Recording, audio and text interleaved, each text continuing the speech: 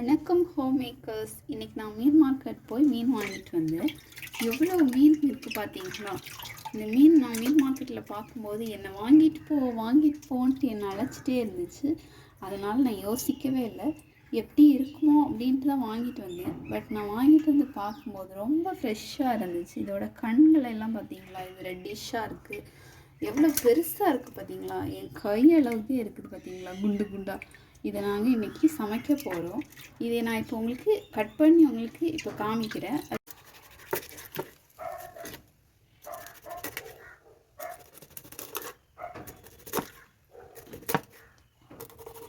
நான் இப்போ எல்லாம் வெட்டிட்டேன்.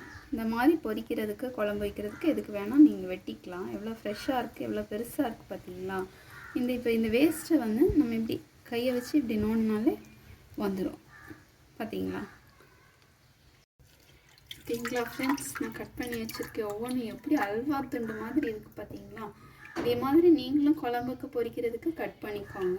ஓகே ஃப்ரெண்ட்ஸ், நீங்கள் வந்து இது என்ன மீனுன்னு தெரிஞ்சால் எனக்கு சொல்லுங்கள்.